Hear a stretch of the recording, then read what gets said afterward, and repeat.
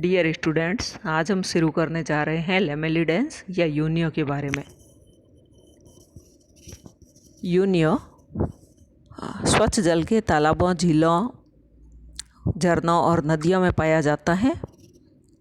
यह स्थानबद्ध होता है, लेकिन अपने मस्कुलर फुट की सहायता से, पेशीय पाद की सहायता से यह नदियों और तालाबों के पैंदे में कीचड़ या मिट्टी में चलता है। इसका भोजन जो है सूक्ष्मदर्शी ऑर्गेनिजम्स है, माइक्रोस्कोपिक ऑर्गेनिजम्स है, जिसमें कि प्लांट्स और एनिमल्स दोनों इंक्लूड होते हैं। इसमें निस्यंदन जो मैकेनिज्म पाया जाता है भोजन प्राप्ति का, फिल्टर फीडिंग मैकेनिज्म पाया जाता है।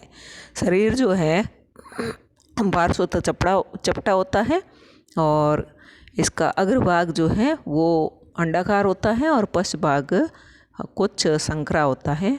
शरीर द्विपार्श्व सममित होता है और इसका आकार 5 से 10 सेंटीमीटर लंबाई में होता है। इसका शरीर पूरी तरह से कठोर कैल्केरियस कवच के अंदर ढका हुआ रहता है। कवच में 2 सिमेट्रिकल यानी 2 समान आकार के अर्धांश पाए जाते हैं, जिनको वाल्व कहते हैं, और ये दोनों वाल्व पृष्ठ भाग में इलास्टिक बैंड, जिसको हिंज लिगामेंट कहते हैं, उसकी सहायता से, जो कि एक अनकैल्सिफाइड कॉन्चियोलिन का बना होता है, उसकी सहायता से जुड़े रहते हैं। यह इलास्टिक होता है और वाल्व को जो है वो सेल को खोलने का काम करता है। हिंज लिगामेंट के पास में दांत और गर्त पाए जाते हैं, जो कि एक दूसरे में फिट होते हैं, और उनकी सहायता से जो दोनों सेल हैं, वाल्व जो है सेल के दोनों वाल्व जो हैं, उनको डिस्प्लेसमेंट होने से, यानी कि उनका स्थान परिवर्तन होने से रोका जाता है। इसके एंटीरियर हिंज लिगामेंट के एंटीरियर एंड पर एक स्वेलिंग पाई जाती है, जिसको अम्बो कहते हैं। तो बाहर की तरफ, जैसा कि अभी हमने पीछे डायग्राम में देखा था, ऊपर की तरफ जो पाया जाता है उसको अम्बो कहते हैं, और यहाँ से कवच बनना शुरू होता है। इस कारण से यह कवच का सबसे पुराना भाग है। अम्बो के नीचे की तरफ सकेंद्रीय वर्दी रेखाएं पाई जाती हैं। कवच के अंदर की तरफ मेंटल के किनारे पर एक मार्किंग पाई जाती है, जिसको पैलियल लाइन कहते हैं।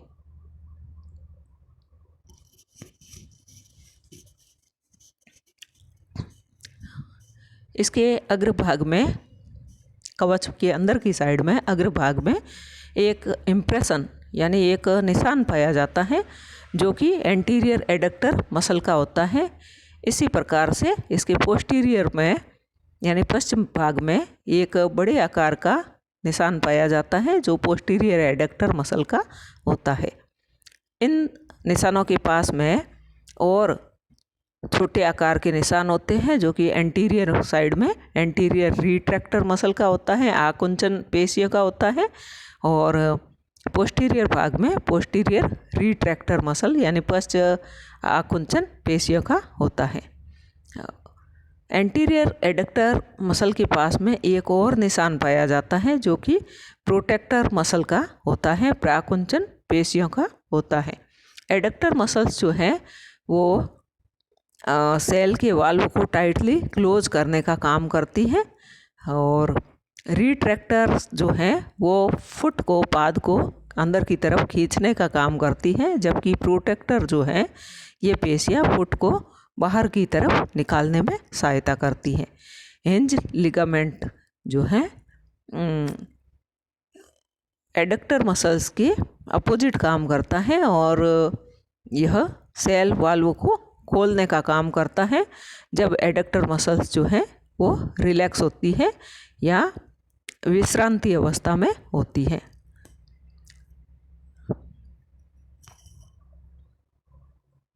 जैसा कि यहाँ पे डायग्राम में दिखाया गया है, डायग्राम में इसके पोस्टीरियर साइड में एक बड़े आकार का निशान है, जो कि square of posterior adductor muscle है। इसके ऊपर की तरफ एक छोटा निशान है, जो कि square of posterior retractor muscle है। इसी प्रकार से इसके एंटीरियर पार्ट में जो है एक बड़ा स्केयर है, बड़ा निशान है जो एंटीरियर एडक्टर मसल का है, और इसी के ऊपर एक छोटा निशान है जो कि एंटीरियर रिट्रैक्टर मसल का है। इसी प्रकार से इसी के पास में एक और स्केयर या निशान है जो कि एंटीरियर प्रोटेक्टर मसल का है, और अंदर की तरफ यहाँ पर मेंटल के द्वारा, जो मेंटल के किनारे वाले भाग के द्वारा जो बनी हुई लाइन है, पैलियल लाइन दिखाई गई है, और कवच का बाहरी भाग जिसको पेरिओस्ट्रेकम कहते हैं यह दिखाया गया है। पीछे की साइड में हिंज लाइन है, और अम्बो जो कि कवच का सबसे पुराना भाग दिखाया गया है। अगर कवच का सेक्शन कटिंग करके देखें तो इसमें 3 परतें दिखाई देती हैं। सबसे बाहर वाली परत जो है वो पारभासी होती है, ट्रांसल्यूसेंट होती है, डार्क ब्लू या ब्राउन कलर की होती हैं, और हॉर्नी श्रृंगी परत होती है, स्ट्रक्चर लेस होती है, संरचना रहित होती है, जिसको पेरिओस्ट्रेकम कहते हैं। यह प्रोटेक्टिव है और श्रृंगी कार्बनिक काइटिनस पदार्थ की बनी हुई होती हैं, जिसको कॉन्चियोलिन कहते हैं। बीच वाली परत जिसको बड़े मोटी होती है, चौड़ाई में होती है, और प्रिज्मेटिक लेयर कहते हैं, जो कि बहुत सारे prism like structures, crystalline calcium carbonate की प्रिज्म लाइक स्ट्रक्चर से बनी हुई होती है, जो कि कॉन्चियोलिन परतों के बीच में एम्बेडेड रहते हैं, उसके बीच में कॉन्चियोलिन परतों के बीच में धंसे हुए रहते हैं। अंदर वाली परत को नेक्रस लेयर कहते हैं, या इसको पर्ल ऑफ मदर कहते हैं, और इसमें alternate layers of calcium carbonate and conchiolin, उसके बाद में कैल्शियम कार्बोनेट की लेयर, कॉन्चियोलिन, कैल्शियम कार्बोनेट की लेयर। तो इस प्रकार से ये जो है अल्टरनेट लेयर पाई जाती हैं कैल्शियम कार्बोनेट की और कॉन्चियोलिन की। नेक्रस लेयर जो होती हैं वो अम्बो के पास में सबसे थिकेस्ट होती हैं, और सेल मार्जिन के पास में सबसे थिनेस्ट होती है।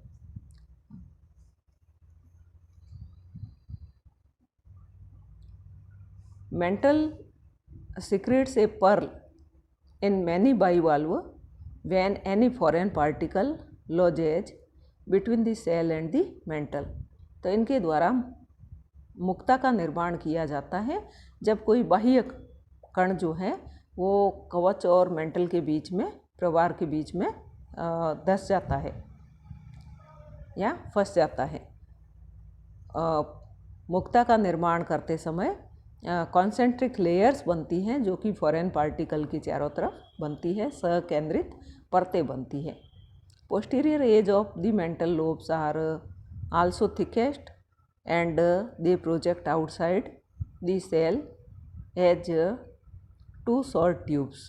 इसका जो पोस्टीरियर एज है मेंटल लोब का वो थिकेस्ट होता है और 2 छोटी ट्यूब्स का निर्माण करता है। ये डोर्सल एक्सेलेंट साइफन एंड ये वेंट्रल इनहेलेंट साइफन। तो यहाँ पर पोस्टीरियर एज पर 2 साइफन्स का निर्माण किया जाता है, जो कि posterior exhalant and ventral inhalant siphons होते हैं। यहाँ पर इसका क्रॉस सेक्शन सेल का और मेंटल का दिखाया गया है। तो अभी हमने पढ़ा था कि सेल के क्रॉस सेक्शन में 3 तरह की परतें दिखाई देती हैं। सबसे बाहर की तरफ पेरिओस्ट्रेकम है जो ट्रांसल्यूसेंट है, बीच वाली और कॉन्चियोलिन की बनी है, और बीच वाली परत जो है प्रिज्मेटिक लेयर है, सबसे थिकेस्ट लेयर है, और इसमें जो कॉन्चियोलिन है उसके बीच में क्रिस्टलाइन पदार्थ जो है वो इसमें एम्बेडेड रहता है। अंदर वाली परत जो है नेक्रस लेयर या पर्ल, मदर ऑफ पर्ल कहते हैं, और इसमें कैल्शियम कार्बोनेट और कॉन्चियोलिन की परतें जो हैं अल्टरनेट ऑर्डर में पाई जाती हैं। इसके नीचे की तरफ मेंटल की 3 परतें दिखाई गई हैं, जिसमें ऊपर वाली परत जो है वो नेक्रे सिक्रेटिंग है, सेल्स ऑफ मेंटल। सेकंड वाली जो परत है उसमें कनेक्टिव टिश्यूज़ है, और अंदर वाली सीलिएटेड एपिथेलियम है। तो 3 परतें बाहर वाली सेल की हैं और अंदर वाली 3 परतें जो हैं वो मेंटल की है। फिर है लोकोमोशन।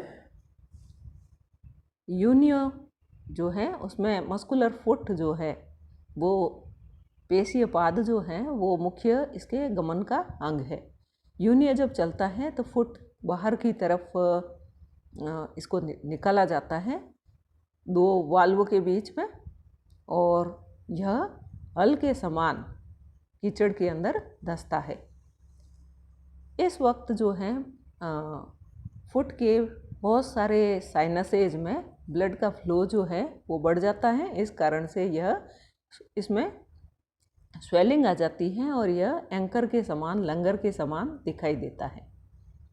जैसे ही रिट्रैक्टर मसल कॉन्ट्रैक्ट होती है तो यूनियो जो है इसको वापस अंदर की तरफ खींच लेता है। The blood then is forced out of the foot, तो उस समय फुट से ब्लड जो है वापस बाहर निकल जाता है। इसके कारण जो है इसको कीचड़ या मिट्टी से वापस खींच लिया जाता है। तो यह प्रोसेस जो है बारंबार रिपीट होती है और इस कारण से यह जो है कीचड़ की तली में या मिट्टी की तली में आगे की तरफ चल पाता है। जैसा कि यहाँ पे नीचे डायग्राम में दिखाया गया है।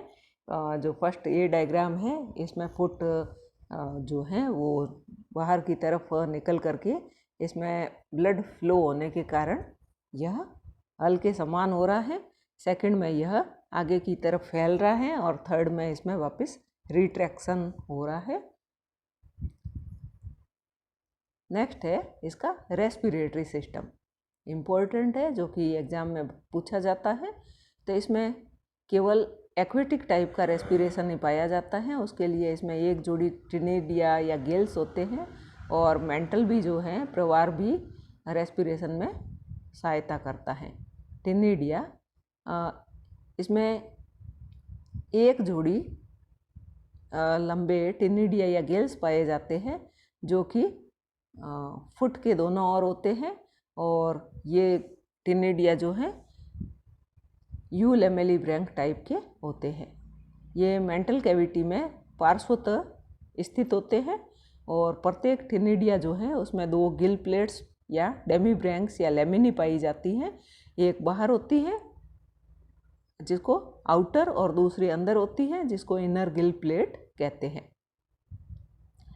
विच have been derived by the folding of a single ctenidium, जो कि सिंगल टिनिडियम के फोल्ड होने के कारण बनती है। The टिनिडिया divide the mantle cavity on each side into a large ventral inhalant chamber. तो अंदर जो है वो अधर में बड़े आकार का इनहेलेंट चैम्बर बनता है, अंतर्वाही कक्ष बनता है और इसको इंफ्राब्रैंकियल चैम्बर भी कहते हैं। और एक छोटा पृष्ठ भाग में एक्सेलेंट यानी बहिर्वाही कक्ष बनता है जिसको सुप्राब्रैंकियल चैम्बर भी कहते हैं। प्रत्येक गिल प्लेट या लेमिना जो है यह टू सिमिलर फ्लैप्स या लेमिली का बना हुआ होता है। तो लेमिना भी जो है आगे और सब डिवाइड होता है जिनको फ्लैप्स या लेमिली कहते हैं। Jointed to each other except dorsally, ये जॉइंट रहते हैं, पृष्ठ भाग के सिवाय आपस में जुड़े हुए रहते हैं। Thus two lamellae of a gill plate form a narrow but long bag. तो इस प्रकार से एक गिल प्लेट के दोनों लेमेली जो हैं वो संकरी लेकिन एक लंबी बैग नुमा संरचना बनाते हैं। Lamellae are made of a number of vertically parallel gill filaments और ब्रैंकियल फिलामेंट्स। लेमेली में बहुत सारे पैरेलल, एक दूसरे के पैरेलल गिल फिलामेंट्स होते हैं या फिर ब्रैंकियल फिलामेंट्स पाए जाते हैं। गिल फिलामेंट्स आर इलोंगेटेड, लंबे होते हैं। They pass downwards and are then reflected upward और वी आकार की संरचना बनाते हैं। So that each gill filament forms a descending and an ascending limb. तो इस प्रकार से प्रत्येक गिल फिलामेंट में दो लिम्ब्स बनते हैं क्योंकि वी आकार की संरचना है, डिसेंडिंग एंड एसेंडिंग लिम्ब बनता है। जो एडजेसेंट गिल फिलामेंट्स है वो आपस में जुड़े हुए रहते हैं उत्तकों के द्वारा, फॉर्मिंग इंटरफिलामेंटर जंक्शन और इंटरफिलामेंटर जंक्शन बनाते हैं। Thus, gill filaments and interfilamentar junctions form the two lamellae of a gill plate। तो इस प्रकार से गिल फिलामेंट्स और इनके बीच में जुड़ने वाले टिश्यूज जिनकी सहायता से ये जुड़े हुए रहते हैं यानी इंटरफिलामेंटर जंक्शन, ये दोनों जो हैं मिलकर के एक गिल प्लेट का निर्माण करते हैं। In the interfilamentar junction are holes, जिनको ऑस्टिया कहते हैं, which connect ventral inhalant chamber of the mantle cavity with the water tubes in the laminae. Ostia जो हैं वो अंदर की तरफ, अदर भाग से अंदर की तरफ आने वाले जो चैम्बर है, कक्ष है मेंटल कैविटी का, उसको वाटर ट्यूब्स, लेमिनी की वाटर ट्यूब्स के साथ में जोड़ने का काम करते हैं। The gill filaments appears as vertical lines के रूप में दिखाई देते हैं and their interfilamentar junctions appears as horizontal striations on a lamella. तो इस प्रकार से ये दिखाई देते हैं, जैसे कि आगे डायग्राम में दिखाया गया है। इसका ये डायग्राम है जिसमें कि डेमी ब्रैंक को दिखाया गया है। तो इसमें भी बीच वाले जो फिलामेंट्स है, ये गिल प्लेट्स जो हैं ये लंबी है और साइडों की गिल प्लेट्स जो हैं आकार में छोटी है। इसमें ऊपर की तरफ सुप्रा ब्रैंकियल चैम्बर है और इसके अंदर वाटर ट्यूब्स है और इन वाटर ट्यूब्स के बीच में इंटरलेमेलर जंक्शंस उपस्थित हैं। नीचे की तरफ गिल फिलामेंट्स है और ये गिल फिलामेंट्स आपस में जो हैं इंटरफिलामेंटर जंक्शन की सहायता से जुड़े हुए हैं। इसका जो बी डायग्राम है नीचे की तरफ, इसमें इसका टीएस जो है गिल लेमिना का टीएस दिखाया गया है। तो गिल लेमिना के टीएस में दोनों गिल लेमिला दिखाई दे रहे हैं और इसमें बीच में वाटर ट्यूब दिखाई दे रही हैं, ब्लड वेसल्स दिखाई दे रही हैं और इंटरलेमेलर जंक्शन दिखाई दे रहा है। और नीचे की तरफ जो है फूड ग्रूव दिखाई दे रहा है और गिल फिलामेंट्स दिखाई दे रहे हैं, इंटरफिलामेंटर जंक्शन और ऑस्टियम दिखाई दे रहे हैं। इसका सी डायग्राम जो है जिसमें कि ए पोर्शन ऑफ गिल एनलार्ज्ड दिखाया गया है। तो इसमें वाटर ट्यूब्स दिखाई दे रही हैं, ऊपर काइटिनस रोड्स हैं, इंटरलेमेलर जंक्शंस है, वेसल्स, ब्लड वेसल्स है और ऑस्टिया इसमें दिखाए गए हैं। ये इसमें एक आउटर लेमेला है और दूसरा इनर लेमेला है जो कि आपस में इंटरलेमेलर जंक्शन की सहायता से जुड़े हुए हैं। इसका डी डायग्राम जो है वो cross section of one Gill filament दिखाया गया है। तो इसमें कई तरह के सीलिया उपस्थित हैं, फ्रंटल सीलिया हैं, लेटरो फ्रंटल सीलिया हैं और लेटरल सीलिया हैं और इसके अलावा सीलिएटेड एपिथेलियम है और इसके अंदर काइटिनस रोड्स पाई जाती हैं जो कि इसकी शेप को बनाए रखता है। तो ये फिलामेंट्स जो हैं सीलिया, ये सीलिया जो हैं, इन सीलिया में लगातार मूवमेंट होता है, इसके कारण मेंटल कैविटी के अंदर एक वाटर करंट बना हुआ रहता है। Gill filaments are covered with various kinds of cilia and each gill filament is supported by two chitinous rods। इसमें 2 chitinous rods होती है। on each side of filament are lateral cilia। तो अभी जैसा कि मैंने बताया था आपको, lateral cilia है और distal surface पर first encounter the inhalent current are frontal cilia। जहाँ से अंतर्वाही धारा बनती है वहाँ फ्रंटल सीलिया होते हैं और फ्रंटल सीलिया के दोनों तरफ लंबे लेटरो फ्रंटल सीलिया या फ्रंटो लेटरल सीलिया पाए जाते हैं।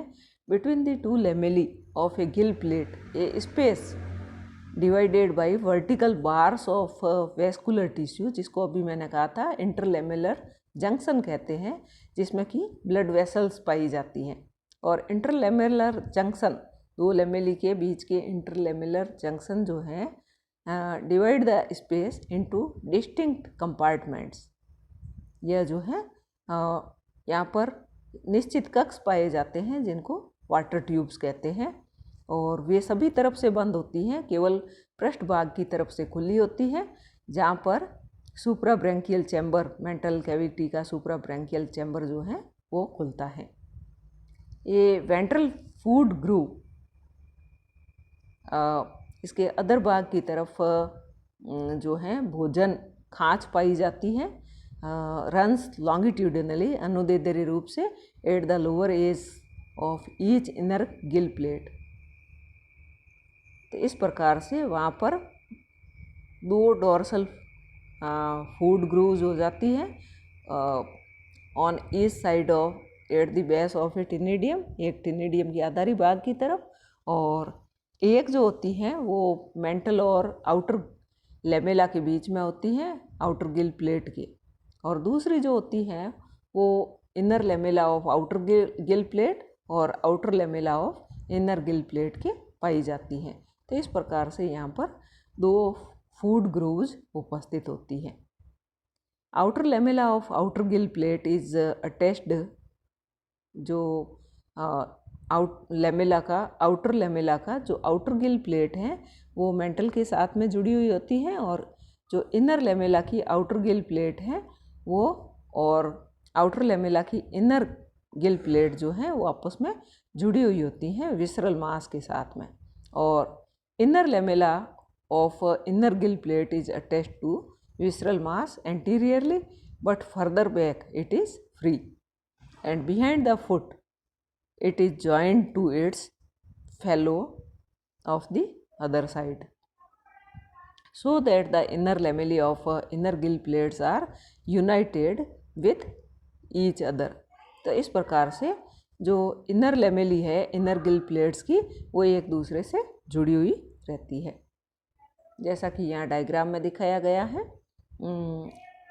जो फर्स्ट डायग्राम है इसमें सुप्रा ब्रेंकियल चैम्बर दिखाया गया है, ऊपर की तरफ का छोड़ते हुए अपन सिर्फ यहाँ पे रेस्पिरेटरी ऑर्गन्स का देख रहे हैं, और इसमें outer lamella of outer Gill lamina दिखाया गया है, अंदर की तरफ जो है inner lamella of inner gill plate दिखाई गई है, और ये जो है inner lamella of inner Gill plates जो है ये विसरल मास के साथ में जुड़ी हुई है, और outer lamella of outer gill plate जो है वो मेंटल कैविटी के साथ में जुड़ी हुई है। बी डायग्राम जो है इसमें TS of body through middle region of gills and foot. तो इसमें यहाँ पर जो इसके गिल्स हैं ये अच्छे से दिखाई दे रहे हैं, और इसमें outer lamella of outer gill plate दिखाई दे रही है, और inner lamella of inner gill plate यहाँ पर दिखाई दे रही है, और इनर लेमेलर स्पेस दिखाई दे रहा है, और इनर गिल प्लेट यहाँ पे दिखाई दे रही है, और गिल फिलामेंट्स दिखाई दे रहे हैं, ये मेंटल कैविटी के अंदर की तरफ दिख रहे हैं। नेक्स्ट है जिसमें दिखाया गया है कि ये जो गिल लेमिना है ये किस प्रकार से आपस में जुड़ी हुई है। तो outer lamella of outer Gill lamina जो है वो मेंटल के साथ में जुड़ी हुई है, जैसा कि यहाँ डायग्राम में दिखाया गया है, और इसमें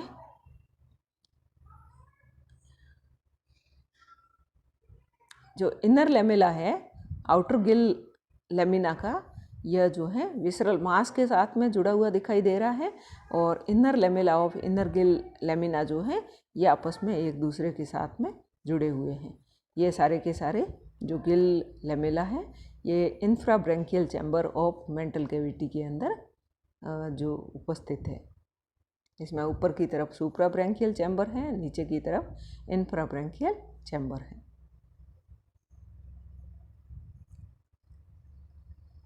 ब्लड सप्लाई ऑफ टिनेडिया। तो टिनेडिया को एफरेंट ब्रेंकियल वेसल जो है वो डीऑक्सीजनेटेड ब्लड ले जाती है, जो कि किडनी से जाती है, और वहाँ जाकर के यह शाखाओं में विभाजित हो जाती है, और ये शाखाएं इंटरलेमेलर जंक्शंस में पाई जाती हैं। ये शाखाएं वापस मिलकर के इफरेंट ब्रेंकियल वेसल का निर्माण करती हैं, जो कि ऑक्सीजनेटेड ब्लड को हार्ट तक ले जाती है। फिर है कोर्स ऑफ वाटर करंट, जल धारा का जो है वो रास्ता या उसका पथ। तो इसमें क्योंकि सीलिया लगातार मूवमेंट करते रहते हैं, तो उस कारण से गिल फिलामेंट्स के सीलिया के मूवमेंट के कारण एक लगातार जल धारा जो है अंदर की तरफ बहती है, जो कि इनहेलेंट साइफन से अंदर की तरफ प्रवेश करती है पोस्टीरियरली, और वेंट्रली यह जो है मेंटल कैविटी के अंदर से होकर के गुजरती है। लेटरल सीलिया जो है वहाँ से जब वाटर करंट गुजरता है ऑस्टिया के अंदर से होते हुए, तो यह water tubes of gill plates में प्रवेश करता है और यहाँ पर यह सुप्रा ब्रैंकियल चैम्बर में जाता है, और यह एक्सहेलेंट साइफन जो कि पोस्टीरियरली और डॉर्सली उपस्थित है वहाँ से होते हुए बाहर की तरफ निकलता है।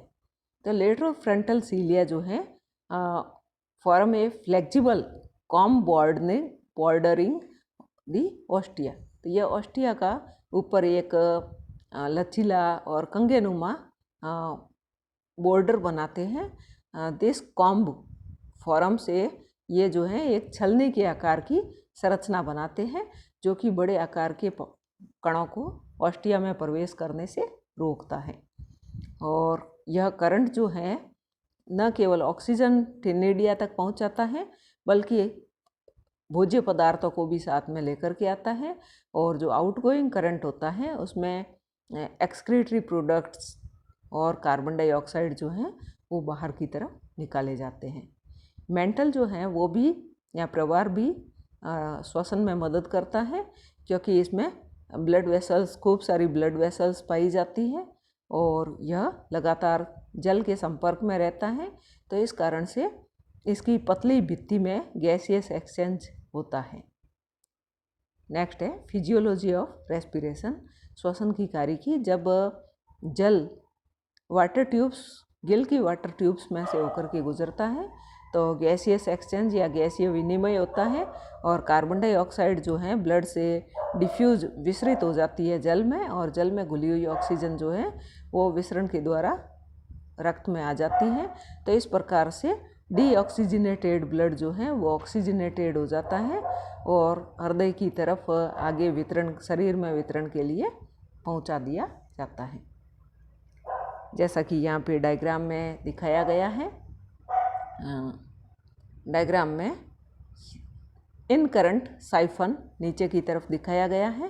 तो यहाँ से होते हुए जल जो है अंदर की तरफ प्रवेश करता है और इंफ्राब्रैंकियल चैम्बर से होते हुए यह सुप्राब्रैंकियल चैम्बर में जाता है, और यहाँ से यह वाटर ट्यूब्स में जाता है, और वाटर ट्यूब्स में यहाँ पर गैसियस एक्सचेंज होता है, और यहाँ से होते हुए यह एक्स करंट साइफन से बाहर की तरफ निकल जाता है। तो यहाँ पर गिल फिलामेंट्स पर पाए जाने वाले सीलिया के कारण लगातार जल धारा अंदर की तरफ बनी हुई रहती है। Thank you.